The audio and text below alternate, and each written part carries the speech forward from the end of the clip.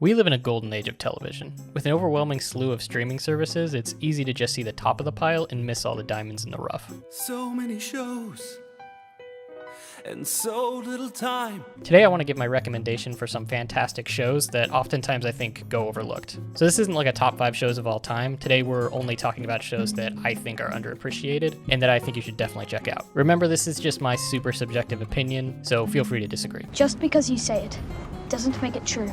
You can disagree and still be friends. So the first one on my list, you probably saw this coming, is Kevin Can F Himself. The reason this is so low on the list is because so far it's only one season. Kevin takes the family man sitcom trope and gives it a fresh perspective. Instead of the husband, the series follows his wife, which gives us a unique insight on not only their relationship dynamic, but also its emotional effect on her psyche. The show does a great job jumping between sitcom and drama in a way that feels authentic and not too jarring. The show is more of a dramedy, and if you're into psychological crime thrillers that simultaneously tackle some heavy topics, this might just be up your alley. If you're wondering where you can watch it, it's currently streaming on AMC Plus, which you probably don't have, but you can pair it with Amazon Prime. AMC has a pretty good relationship with Netflix, so I wouldn't be surprised if it drops on there right before the next season. Then of course everyone will watch it and be like, oh, look at this new show, and it's like, yeah, it's been out. It's been out. Next show I want to talk about is Mythic Quest. So this one is actually a comedy, but it does have some drama elements in it. Mythic Quest follows employees at a game studio that produce a World of Warcraft-esque MMORPG.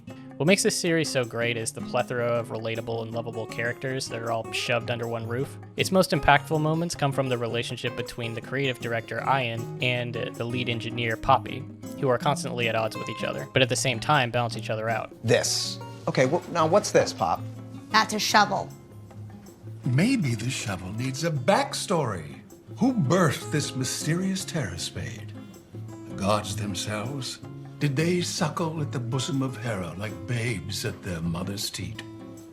It's pretty good. Yeah, teats I can sell. Let's do that. Let's not do teats. The show is a comedy first, but thanks to its online platform, it's not afraid to get serious sometimes. And these moments land every time without feeling out of place or forced. The series was created by Charlie Day, Megan Gans, and Rob McKinney. McElhenney.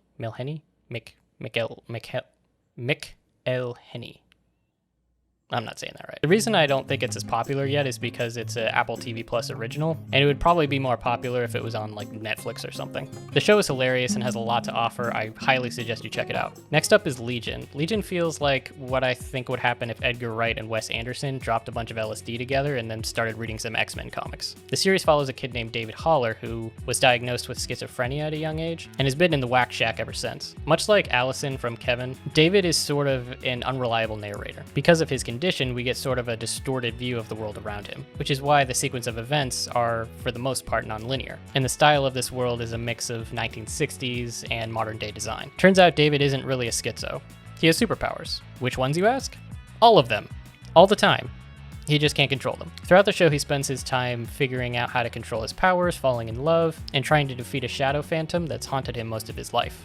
Performances are great, the writing is smart, and the cinematography is gorgeous. Next up is Atlanta. Atlanta is unique. The series centers around a guy named Ern, a broke Princeton dropout on a search for purpose. Ern reconnects with his cousin Alfred, who is on the verge of stardom as a rapper known as Paperboy. Ern quickly becomes his manager in an effort to provide for his girlfriend Van and their daughter Lottie.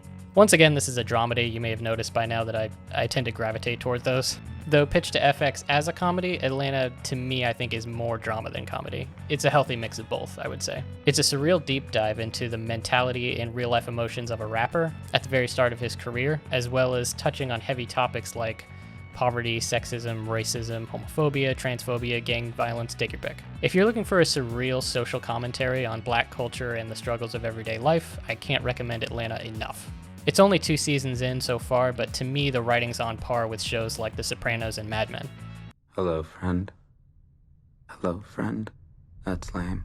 In my opinion, the most underrated show recently is Mr. Robot. If you're saying to yourself, that's not underrated, everybody knows about that. Yeah, but for some reason they've never seen it. It's all on Amazon Prime. It's right there. Or they started it and gave up in the middle of season 2. Failure! It's just a little slow in season 2. If you get through the middle of the season, it gets much better. It's not hard. Mr. Robot is a psychological crime thriller about a young vigilante hacker with social anxiety who decides to take down a major multinational conglomerate and ends up changing the world around him forever. That's all I can really say without getting too spoilery, but Just know that there's a lot more to it than that. Cinematography is breathtaking. The performances are phenomenal, the writing is unique and spellbinding. Another thing I appreciate about this show is their use of mostly realistic hacking. Most of the people watching probably aren't hackers in real life, but the series does a good job explaining each process without making the viewer feel completely dumb. I loved how during the show's run, after every episode would air, there would always be a YouTube video about the accuracy of the hack the next day. Mr. Robot has a lot to offer, and it's a masterpiece from start to finish.